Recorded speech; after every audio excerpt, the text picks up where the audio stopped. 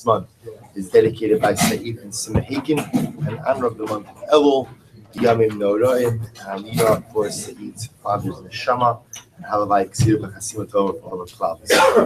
So we'll say, so today's daf is Samech Gimel 63. We are picking up Samech Beis on Beis, the last word on line, Gufa. So we'll say now top of Samech Gimel. Amar Rabbi Ami said the following: Ziva Vikitar Nisach Behelam Echad. So it's an interesting case Rabbi Ami is bringing down. What happens if a person went ahead and did all of these avodas, meaning he did multiple things for avodah zarah, but he did them all behelam echad. Helam echad means he did, for example, he slaughtered the sacrifice, he offered up the sacrifice, he did a wine libation, and he did all of this again in one helam, in one period, in one what we'll call one lapse. So what's talacha? So we'll say, now remember again, when we say helam echad, so helam echad, for example, would mean, let's say a person, the simplest example of this would be, let's say a person didn't realize that it was usher to worship avodah zarah.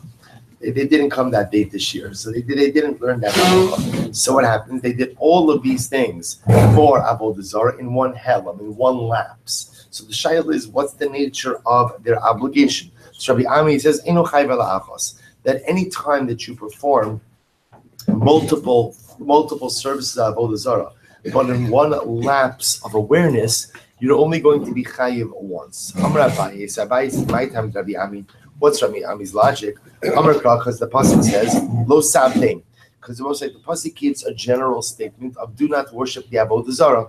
What do we see from there? Hakasav asan kulon avodah achos. So we'll say the way Rabbi Ami understands, the way Abaye understands Rabbi Ami is that lo sabtein is a general statement. That general statement covers all forms of avodah zarah to teach you that even if you engage in multiple forms of worship in one lapse of awareness, you are only going to be chayiv once. To which the Gemara says, but does Abaye really hold like this?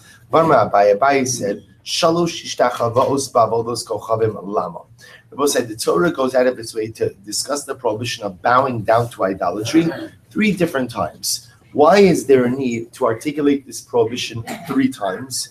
To which the Gemara says, Achos l'kedarka, want to teach you that it is usher to bow down to an idol if this is the normal form of worship. Achos shelo kedarka. The Bible says, want us to teach you that even if a particular idol is not worshipped with prostration, but you prostrate, you bow down yourself to you bow down to the idol, then halacha l'maisi you are chayv. I will say this because we learned at the beginning of this parak that ishtachava, prostration, is one of the forms of worship that one will always be chayiv for, even if that's not the normal way in which the item is worshipped. And one of us say ultimately is to tell you that if you engage in multiple forms of worship for the same idol, that you are chayiv for each and every act of worship. So we'll say, so you see over here, Abaye is just saying before that Rabbi Ami holds that if you engage in multiple forms of worship in one lapse of awareness, you're only chayiv once. Yet you see Abaye himself holds that what? That if you engage in multiple forms of worship within one lapse of awareness, you are chayiv, l'chalik yatzas, you are chayiv for each and every act of worship, to which the Gemara is not a contradiction. The Dvar Rabbi Ami Kamar, Belay Lo Svirale. Abaye was explaining the position of Rabbi Ami, but Abaye himself does not subscribe to this position. So I will say, what comes out over here is a fascinating machlokas. If a person goes ahead and engages in multiple forms of worship to the same idol within one lapse of awareness. So within one lapse of awareness, a person bows down to the idol, slaughters to the idol, sacrifices to the idol, pours wine libation, all in one lapse of awareness. How many times are you chayiv? Rabbi Ami says once. There's many acts that happen within the same hours. Rabbi Ami essentially says, I will say, the fundamental machlokes is the liability for the lapse or is the liability for the act? Rabbi Ami says liability is for the lapse. Therefore, whatever happens within that same lapse of awareness, you're only going to be chayiv once. Abaye says no, you're going to be chayiv for each and every prohibited act performed. Kufa. Amar Abaye. So now we're going to go back and examine what Abaye just said before. So Amar Abaye, Shalosh ishtach havaos ba'avodos kochavim lama. So Abaye said before, why does the Torah highlight, or why does the Torah mention the prohibition to bow down to idols 3 times? Ishtach hava, why 3 times? So achos lekedarka. So I wanted to teach you that if the idol is normally worshipped with prostration, so that halacha l'maisa is usher to do. So that's called kedarka. Va'achas shelo kedarka. Right. So shelo kedarka means what? Shelo kedarka means that even if this idol is not normally worshipped with hishtachava, prostration is one of those objective forms of worship for which one will be chayiv, even if it's not the normative mode of worship for this particular idol. Va'achas l'chalik. And one of us also ultimately comes to teach you that you are chayiv for each and every act of worship, even if they all occur within one lapse of awareness. To which the Gemara says, so I don't understand the idea that it is prohibited to worship an idol through bowing down. If that's the normal form of worship, we learn that from different pasuk. We learn that from the pasuk of that how is it ultimately again that the Gentiles or that the idolaters worship the idolatry. Ella says, I don't need one of the hishtachavos to teach me kedarka. Ella rather says the Gemara, here's how we learn. Achas kedarka v'shelo kedarka. It will say remember, we're trying to figure out why does the pasuk mention the prohibition to bow down to idols 3 times. Just say it once and I can't bow down.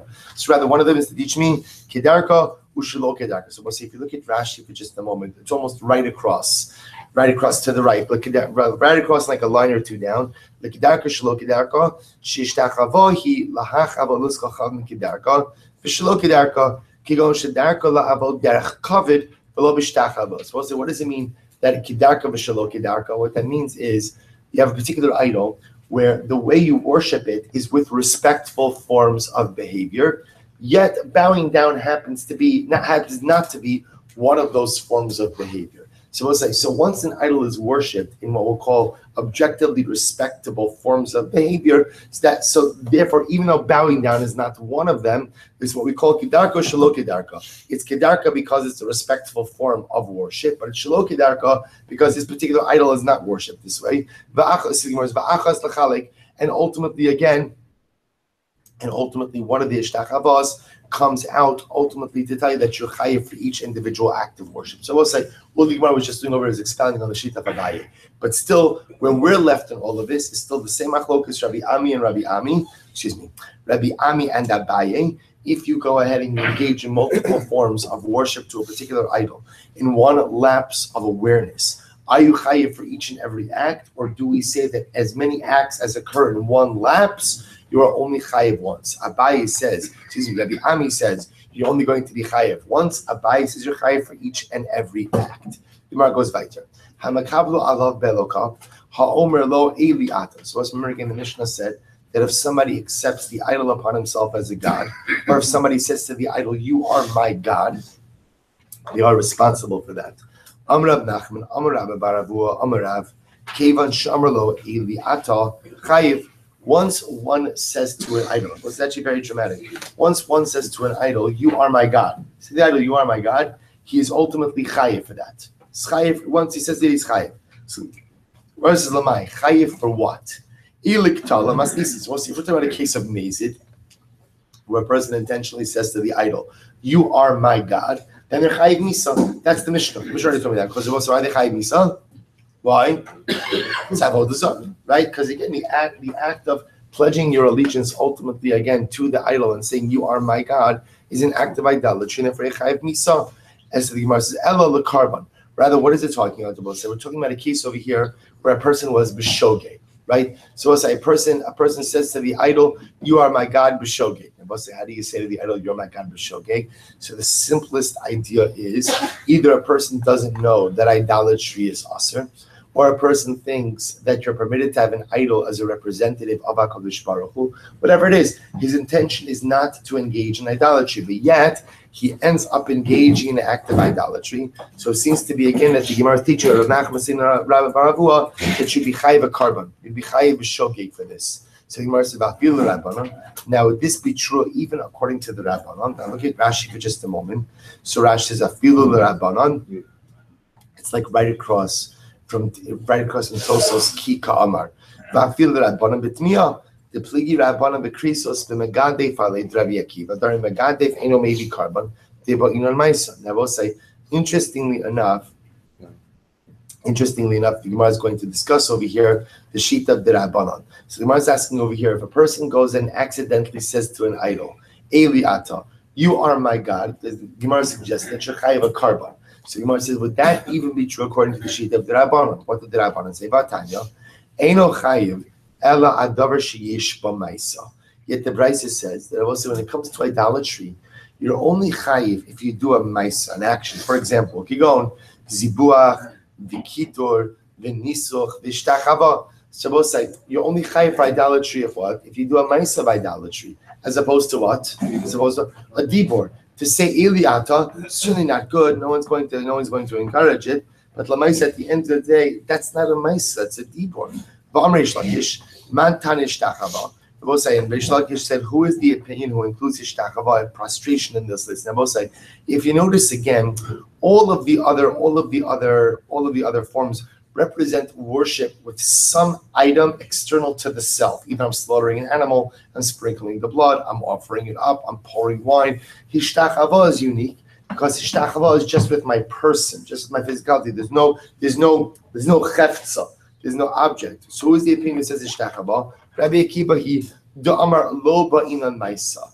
Rabbi Akiva is of the opinion who says that what? You don't require a maisa for avodah zarah. That if you worship avodah zarah, even with a non-maisa, that's interesting that they're considering ishtachava not a maisa. But say, why are they considering not a maisa? Because we just said before, because the paradigmatic case of a maisa is what? Where you're worshiping avodah zarah with a cheftza, with an object. In ishtachava, okay, you can tell you're worshiping with your person, with yourself. That's not what I mean. A maisa, the classic case of a maisa, is where I'm using some object to worship the avodah zarah. So the Gemara is looking at ishtachava as a non-maisa form of worship. Who is the opinion who holds that you're chayav for avodah zarah even with a non-maisa form of worship? It's Rabbi Akiva. Mechlal d'Rabbanan savi ba'inan maisa. And we can infer from this that since Rabbi Akiva holds that you don't need a maisa to be chayav for avodah zarah, that the Rabbanan do hold that you require a maisa for avodah zarah. To which the Gemara says, so now going back again, we just wanted to say before that when a person says Keliat or Eliata, not Keliata, Ke'eliata, and the person says avodah zarah, you're my God, that they're going to be chayiv. The Rabbi say that is an act of idol worship, of idolatry, without a maisa. And yet we're going to say that you're going to be chayiv a karban. Whose opinion does that reflect? It can't be the Rabbanan, because the Rabbanan hold that what Rabbi say, that you require a maisa, rather than must be Rabbi Akiva, which Gemara says you're right. Ki kamar Rav Nam Rabbi Akiva kamar. When Rav made this statement, he was making it in accordance with Rabbi Akiva. So the which the Gemara says Rabbi Akiva pshita. But according to Rabbi Akiva, it's obvious that if a person says Eliata, that you're going to be chayiv, because ultimately again Rabbi Akiva holds that you're chayiv for avodah zarah even without a maisa. Hainu megadi. It's no different than one who blasphemes HaKadosh Baruch Hu. There also there's no maisa yet. Again, Rabbi Akiva holds that you're chayiv. So which Gemara says, the what would you have said? Ad kalam Rabbi Akiva carbon ela b'megadev dichsiv beikares. So we'll say it's different. I would have thought Rabbi Akiva only holds in the case of blasphemy that you're going to be chayiv ultimately again a carbon if you did it accidentally. Why? Because the Torah explicitly says that if you do it intentionally, you're chayiv kares. Aval hacha. But I will say in this case about whenever a person says to avodah zarah Eliata to lo ksiv beikares. Rabbi said there is no explicit discussion or there is no explicit statement about kares. Ema lo. I might have thought that a person shouldn't even be chayiv according to Rabbi Akiva. Kamash malo no. Kamash Rabbi say that according to Rabbi Akiva, if a person says to avodah zarah Eliata, even though what there is no maisa associated here, nevertheless you are going to be chayiv. Where does Rabbi Akiva get this from? The iskush iskush. Because Rabbi said the different forms of idol worship are all associated or compared to one another. What does the pasuk say? Tichsiv vayishtachulo vayizbuchulo vayomru. Because Rabbi said the pasuk over the Gemara quotes from Shmos. It says ultimately again they bowed down to the egel, they sacrificed to it, vayomru, and they said to it. So what do you see from here? We see from here that we equate all of these different forms of worship: prostration, sacrificing, and speaking. Therefore, again, Rabbi Akiva will say that Lamaisa, the act of saying Eliata, the act of saying you are my God, is in and of itself a bona fide form of worship for which one will be chayiv. I'm Rabbi Yochanan. We'll say that the Gemara quoted by the Chet Egel. The Gemara brings another limud. Ilmoli vav shebehalucha yischayivu rishaim sheyisol kliyah. That's very interesting. in that pasuk that we just quoted by the Egel, so the way the pasuk reads is Vayomru, they said, meaning the Erev Rav said, Elu Ela Elahecha Yisrael, these are your gods, Yisrael, Asher Ha'elucha Me'eretz Mitzrayim. So this is your God, Asher Ha'elucha. Now what's Ha'elucha with the Vav is plural. What it means is this is your God who, plural, brought you up from Egypt. So what's that? Very interesting. Rabbi Yochanan says, it's a good thing that Klal Yisrael said, this is the God who brought you up, plural, which means that they weren't just worshiping the Egel itself, but rather what? They were still worshiping HaKadosh Baruch Hu as well. That they were saying the Egel did not act unilaterally, but the Egel worked in concert with God. So Rabbi Yochanan says, thank God, Klal Yisrael at least included HaKadosh Baruch Hu with the Egel, because had they just cut out God and just worshipped the Egel itself, HaKadosh Baruch Hu would have destroyed them. To which the Gemara says, Ketanoi. In fact, this is a machlokes tanoim. So the Gemara says, the Achirim say, so most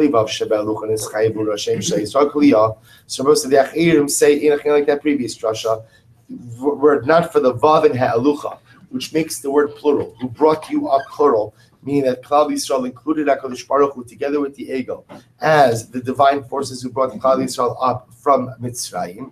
Klal Yisrael would have been destroyed. I mean, at least if they worshipped Avodah Zarah, at least they didn't totally forget about HaKadosh Baruch Hu. Listen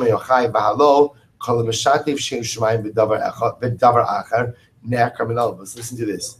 Rashbi says it's even worse. It's even worse. In other words, that whoever goes ahead and includes HaKadosh Baruch Hu together with another God is uprooted from the world. Shena Emar, Bilti la Hashem levado. Ultimately, again, you could only worship HaKadosh Baruch Hu himself. It's actually very interesting. So the first thing Rabbi Yochanan says that it was a saving grace for Klal Yisrael that they didn't just worship the Egel, but rather, again, that's what? That they included HaKadosh Baruch Hu as well. Rashbi says, no, it's worse to include God with an Avodah Zarah than what Rabbi was saying, than to just worship Avodah Zarah by itself. So what's the machlokes over here? So it seems to be, the fundamental machlokes is, which is worse? Which is worse? Idolatry or polytheism? Right? So Rabbi Yochanan will say, pure idolatry is worse. At least polytheism, at least if you had God in the picture, there's a chance he'll come back.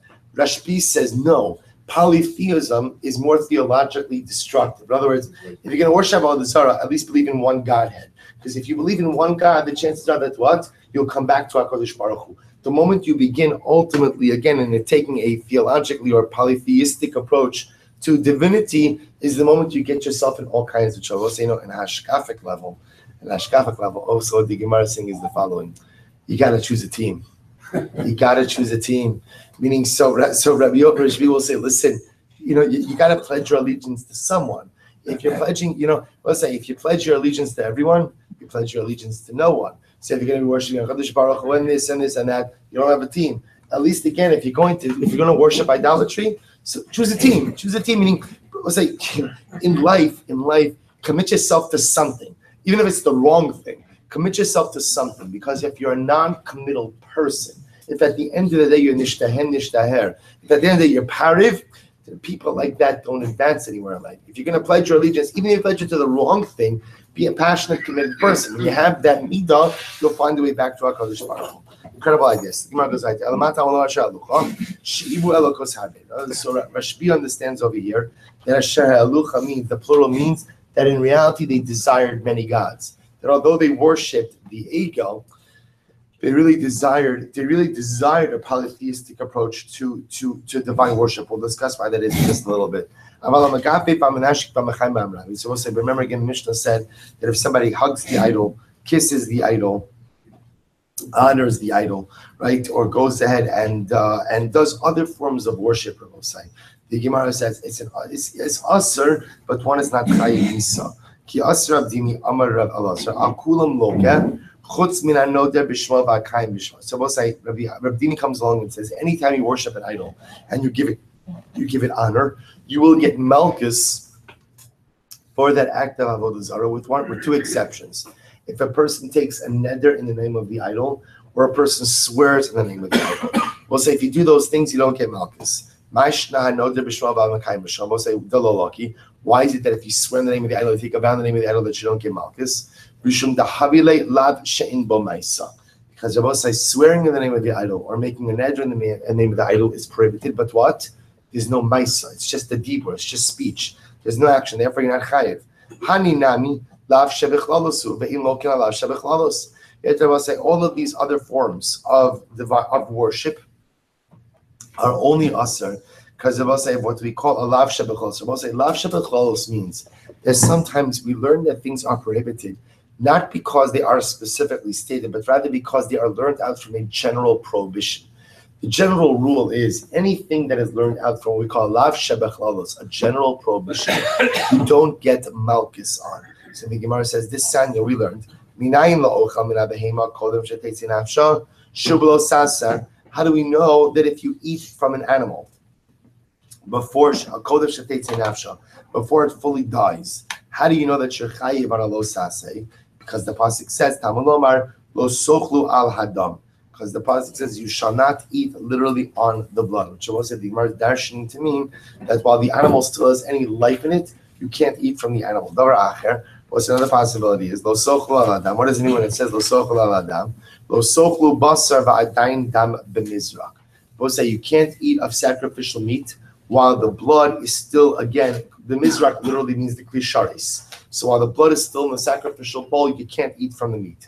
Rabbi Dosa says, Minayin shal mevarin ala rugivis. It was actually very interesting. How do we know that we don't have a sudas havra on those killed by Beis Hamikdash? So what does this mean? The halacha is, under normal circumstances, that when someone loses a loved one and they're sitting shiva for that person, there's what's called the sudas havra. Sudas havra is the first meal the avelim eat after the burial. That meal is provided by the community.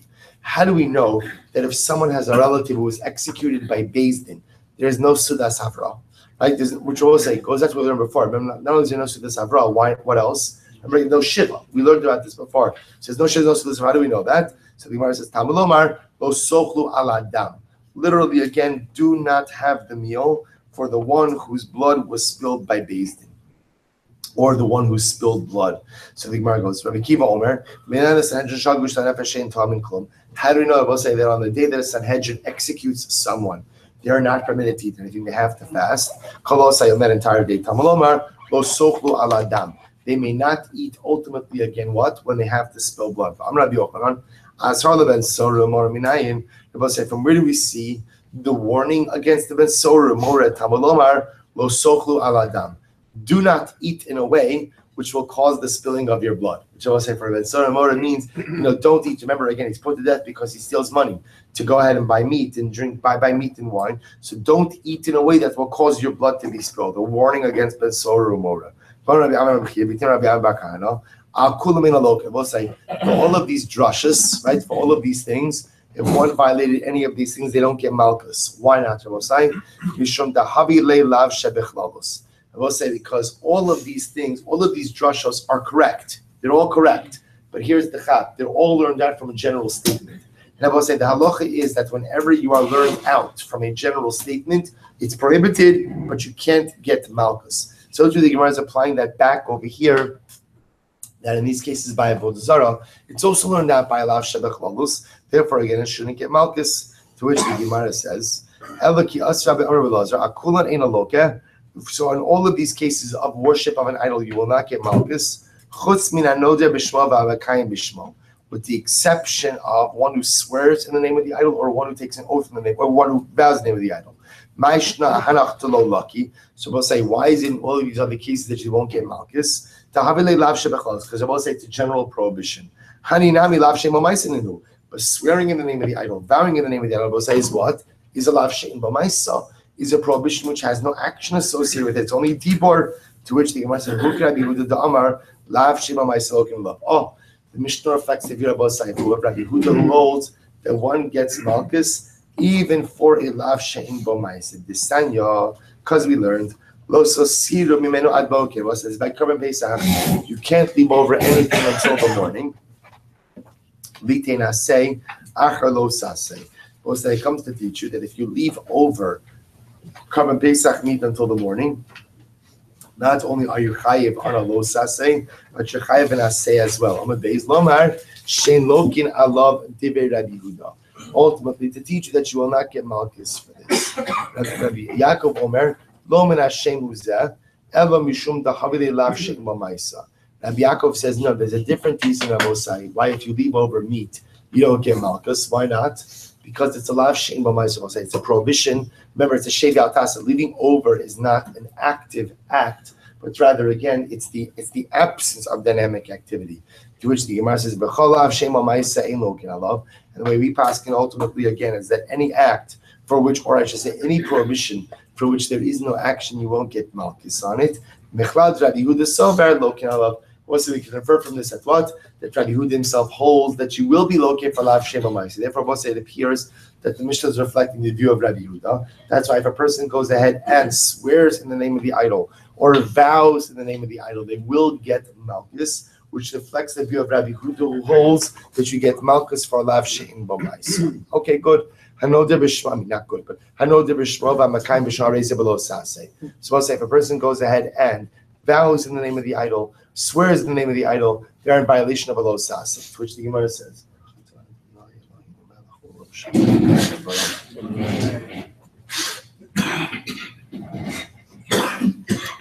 So the Gemara says, Hanode b'shmo, Makayim b'shmo v'nala. We'll say, from where do we know that if one vows in the name of the idol, or one swears in the name of the idol that it's also?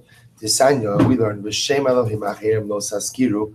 The pasuk says, you shall not mention the name of other gods. So we'll say, what does it mean you shouldn't mention the name of other gods? Shelo yomar adam l'chavero, a person shouldn't say to his friend, Shamor li b'tzad avodos kochav v'choros. We'll say, person shouldn't say, you know what, talking to his friend, why don't you meet me by the corner of that avodah zarah? So meaning a person shouldn't use a person shouldn't use avodah zarah as like a landmark. So that's the idea that a person shouldn't utilize the name of the avodah zarah at all.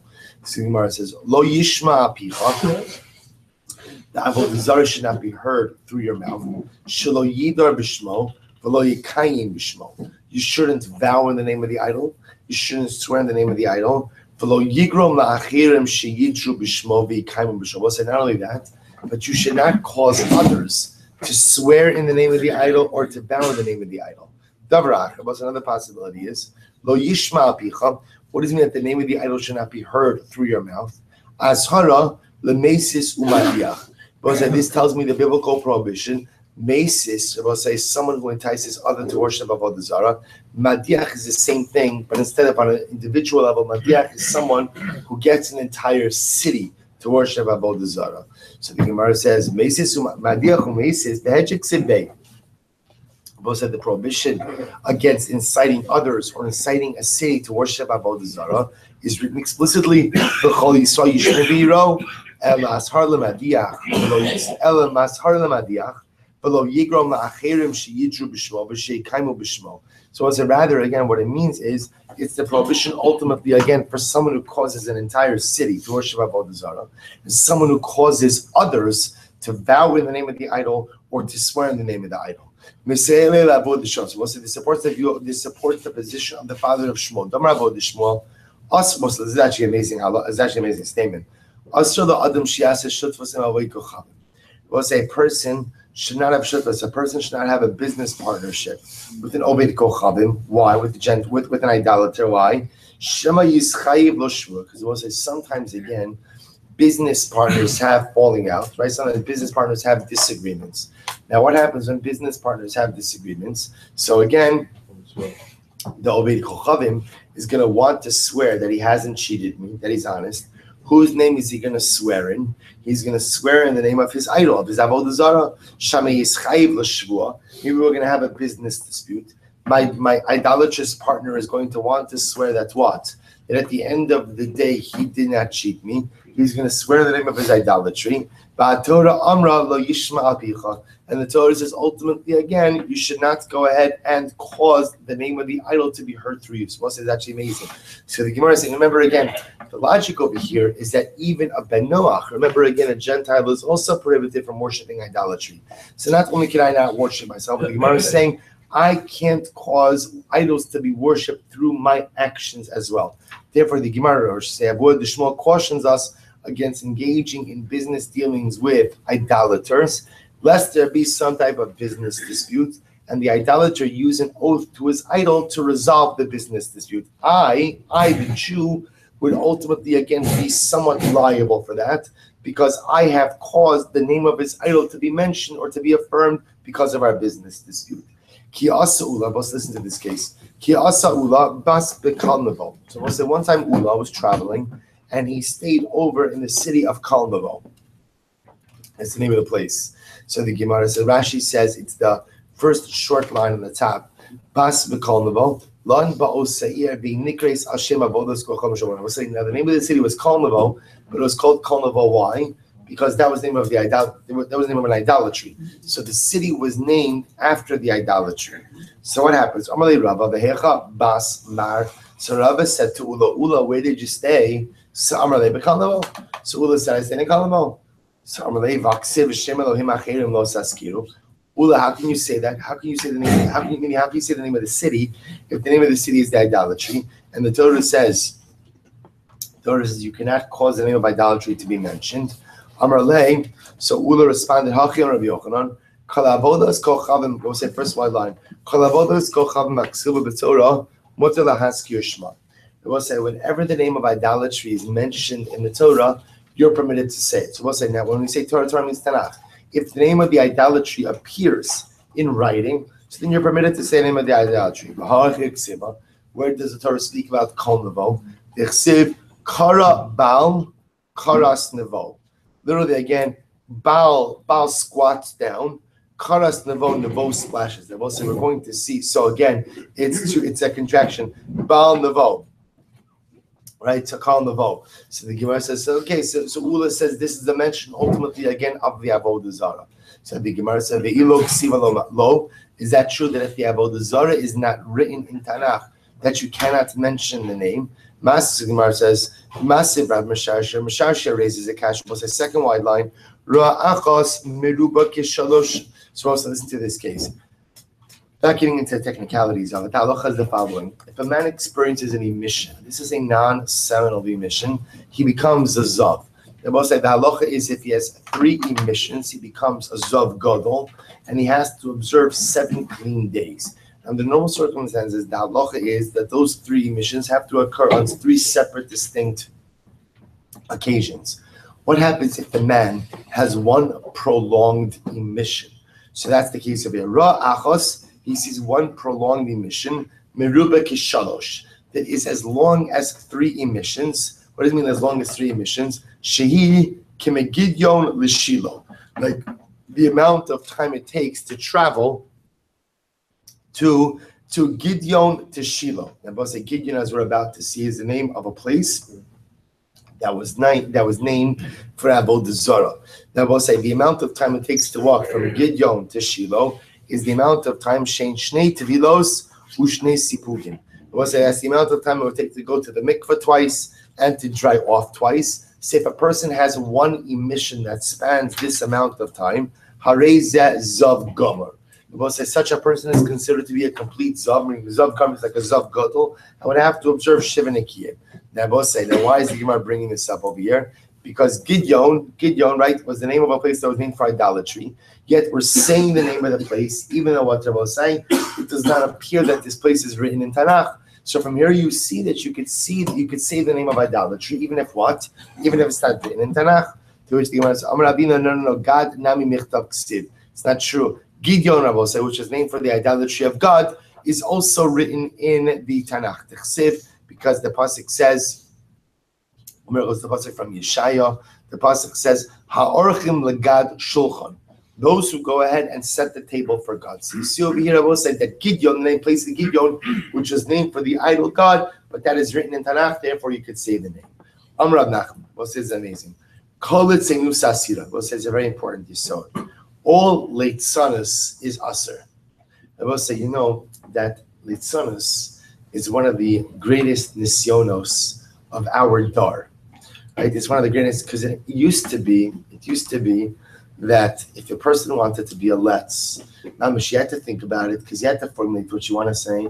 Now, with digital media, with WhatsApp, with Facebook, with anything, You could be a moronic let's without too much effort, right? Because you could just say something stupid or just do something and you don't require. So now, it used to be, mamish, you had to put thought into being a let's. Today you could just be a let's. So Nachman says, Leitzanas is usher. Leitzanas is usher. We'll say it is usher to be a let's. It is usher to do silly things, nonsensical things, things that are just wastes of time, with one exception.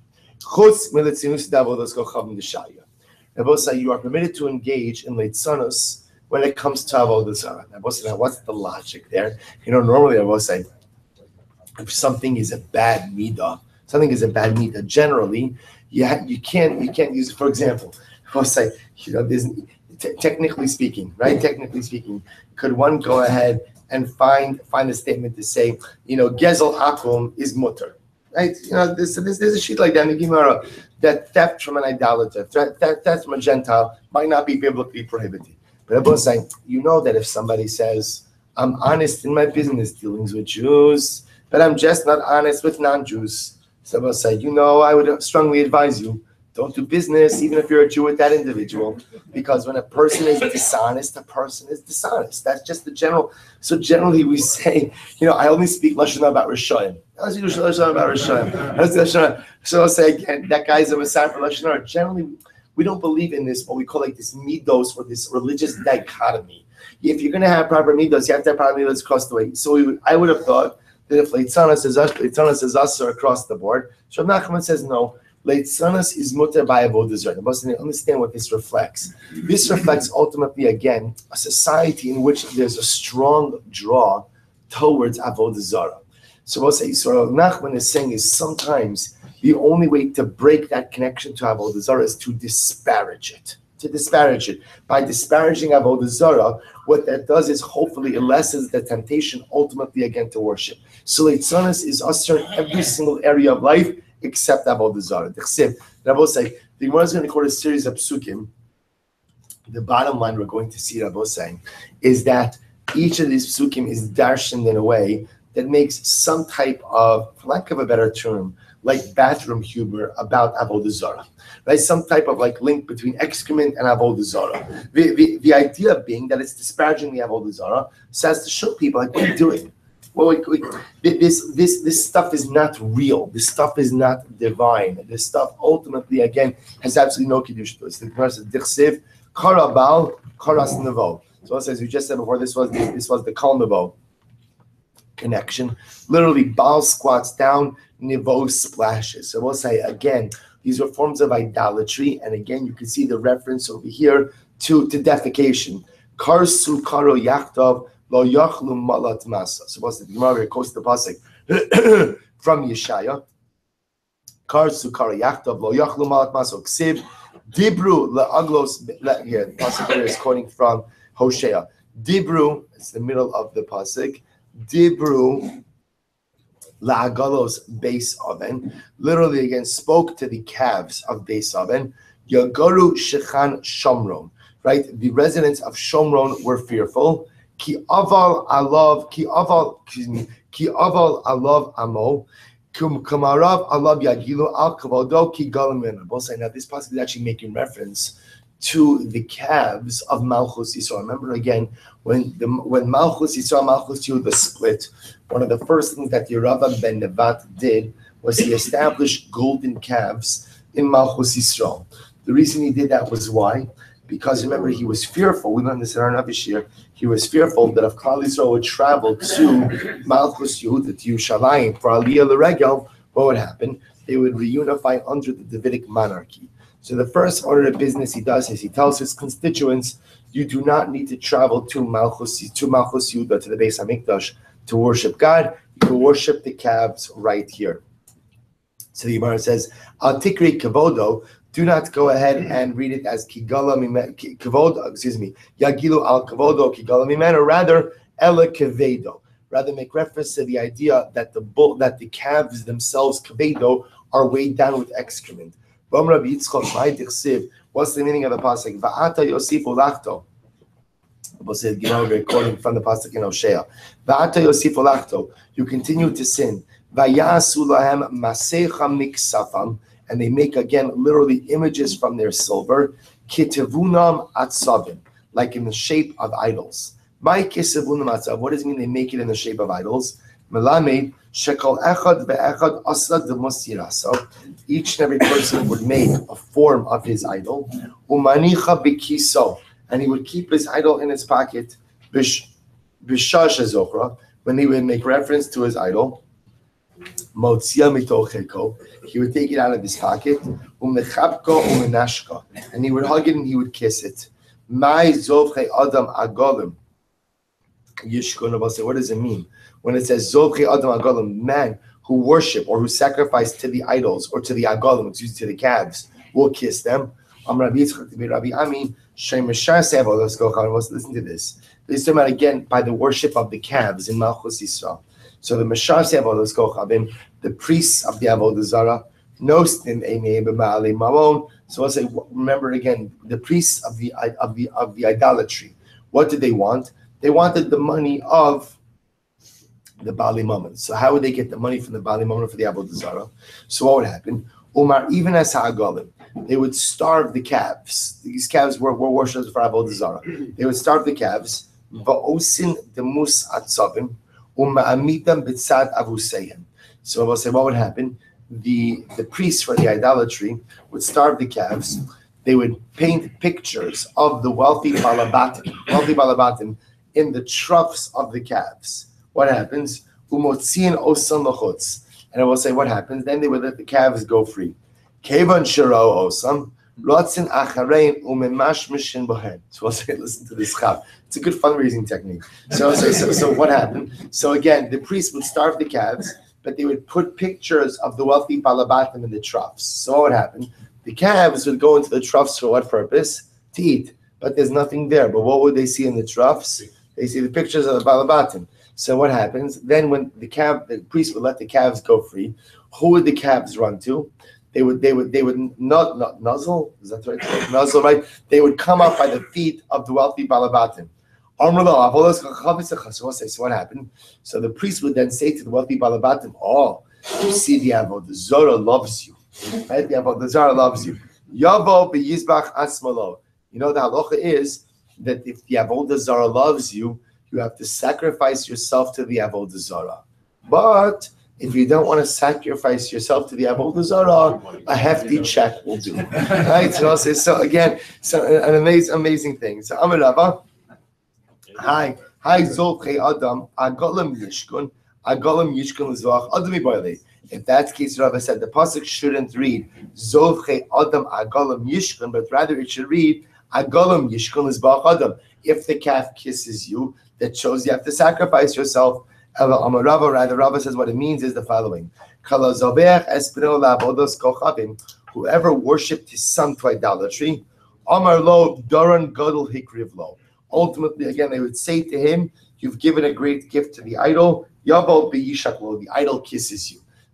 So warped was their sense of right and wrong that people would get a shkayach if they offered up their child to the Avodah Zarah. If you offered up your child to the Avodah Zarah, they would say, "Oh, the Avodah Zarah kisses you."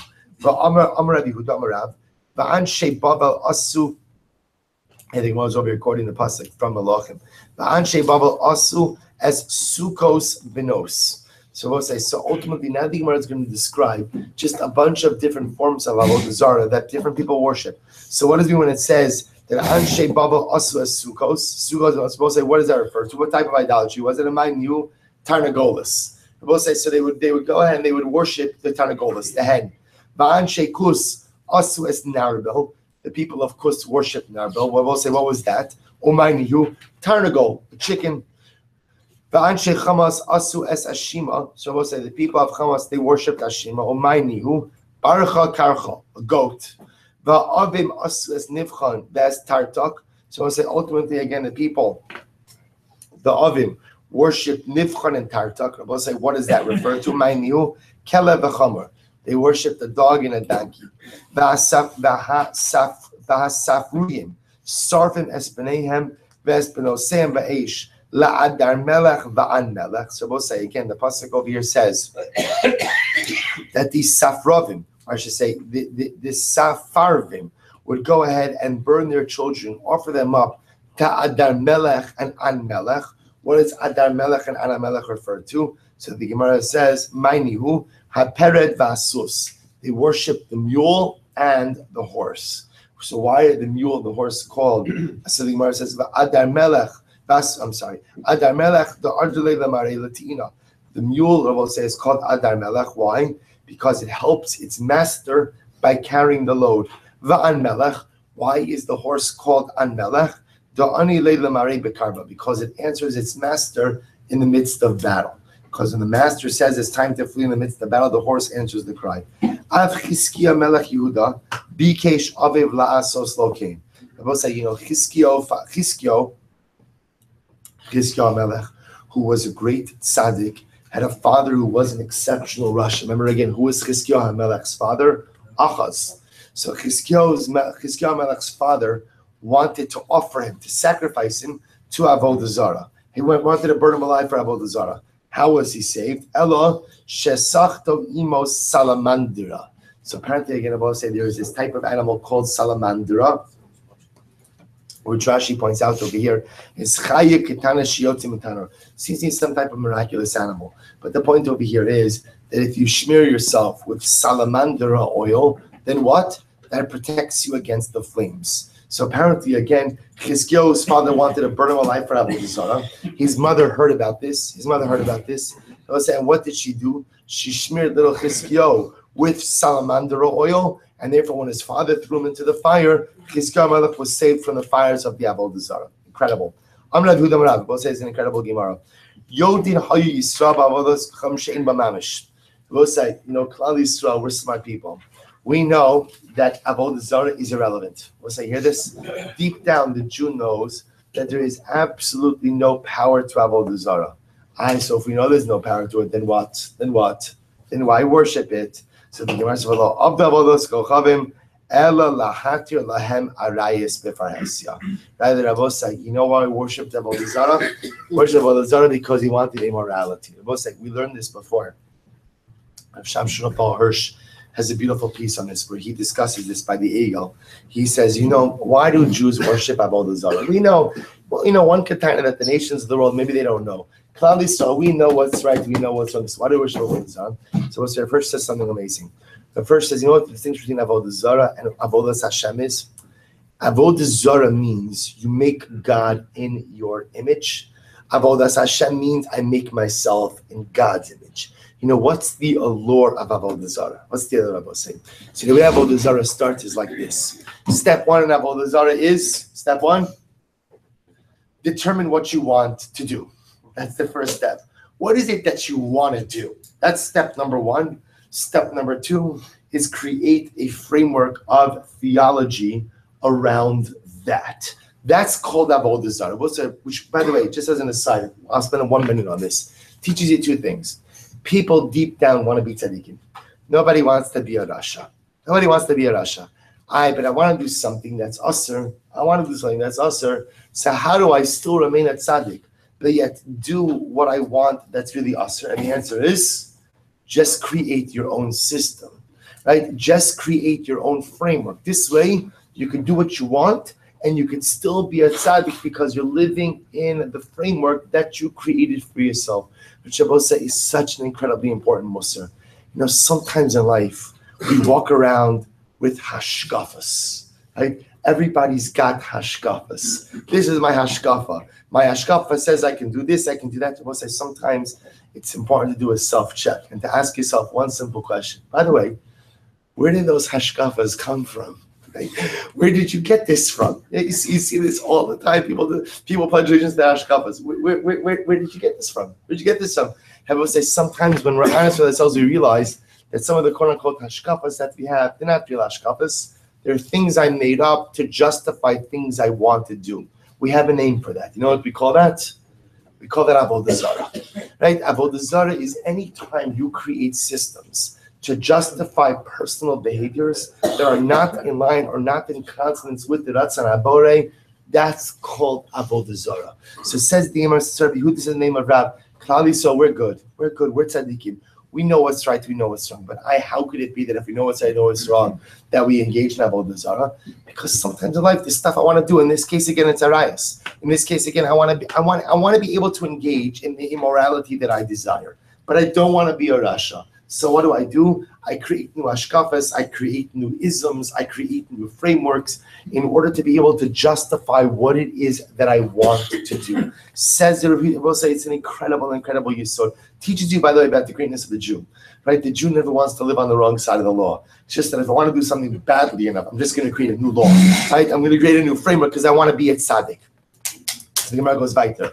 So the reason why this is very important is because we'll spend 1 minute on this because we'll do 2 more lines. Because I will say what Rav is saying is we don't really believe in avodah zarah. We don't really believe in it. We just do it because it gives us the license to do what we want. So is that true, Master Misharshia? Ki zachar b'nei mizivchosam. We'll say the pasuk says Kizkar b'nei mizivchosam. So we'll say, you see over here, so the pasuk says, that literally, again, we're willing to offer up our children for the avodah zarah. So how can you say that we don't believe in avodah zarah? They will say, how could we, you want to say that we only worship avodah zarah because it allowed a rayas. It's not true. We're willing to offer up our children for avodah zarah. So obviously there was a connection to avodah zarah. Basar da adikube. Oh, Basar, listen to this. That was after we became connected. In other words, I will say, the way when it started, we weren't really connected. We didn't really believe in avodah zarah. We gave it lip service. Why? Because it gave us the license to do what we wanted. But here's the amazing part about saying, after enough time of pledging allegiance to a fictional reality, so the fictional reality becomes what? Becomes your actual reality, to the point that over time we were even willing to worship our children to it. Well, so look at this next piece. We're going to end with this. Tashma. Literally, I will place your corpses on the bodies of your avodah zarah. We'll say, get ready for this ma'isa. Amar, so we'll say it appears that this must have been during the times of the destruction of the first Beis Hamikdash. So what happens? Yerushalayim is in a state of siege, and ultimately, again, there's rampant starvation. Remember, again, the first Beis Hamikdash is destroyed because of idolatry, of avodah zarah. So we'll say, ultimately, Eliyahu Navi is walking amongst the malnourished people. We'll say, listen to this moving story. He found a child that was saying, means he was bloated. The child was bloated from malnutrition, and he was lying in a garbage heap. Amrlo, Eliyahu said to the boy, what family are you from? Amrlo mishpacha plonis ani. The child said, I'm from so-and-so mishpacha. Amrlo klum nishtayim osa mishpacha. Is there anyone left from this mishpacha? Amrlo lav chutz mimeni. The child said, I'm the last remaining member of this mishpacha. So Eliyahu said, listen to this conversation. Amrlo, imani melamdecha davar shata chayba ata lamed. Eliyahu says, tell me, child, if I teach you something which will give you life, are you willing to learn it? Amar lo, hey, the child said, of course, I want to live. Rebbe, teach me whatever you need to teach me for me to learn. Amar lo, b'chol yom, Amar lo, emar b'chol yom, shema Yisrael Hashem Elokeinu Hashem Echad. Eliyahu says to the little boy, every single day, say shema Yisrael Hashem Elokeinu Hashem Echad, and if you say this, you will live. Amar lo, boss, get ready for this. The child says, to Eliyahu Hanavi, Amar lo, has, be quiet. The child stops Eliyahu Hanavi from speaking about HaKadosh Baruch Hu. Shalahaskir b'shem Hashem. The child stopped Eliyahu Hanavi from speaking about the name of HaKadosh Baruch Hu. Shalolimdo aviv v'imo. Because ultimately, again, this child's parents never spoke to him about HaKadosh Baruch Hu. So we'll say, as soon as the child begins to hear the name of HaKadosh Baruch Hu, he silences Eliyahu Hanavi. That's not our God. That's not our God. We don't daven to HaKadosh Baruch Hu. We daven to avodah zarah. Miyad, what does the child do? Miyad hotzir asa mecheko. The child had an avodah zarah, a little idol with him. He took out his little idol from his by his chest. Umechapka umenashka. He kissed it. He hugged it. He kissed it. Ad shenifka kreisa v'nafla yirasa la'aretz v'nafla hu aleha. So also he began to kiss the idol, hug the idol, literally until his stomach exploded. He died from malnutrition. and ultimately again, so the idol fell to the ground, and the child fell on top of the idol.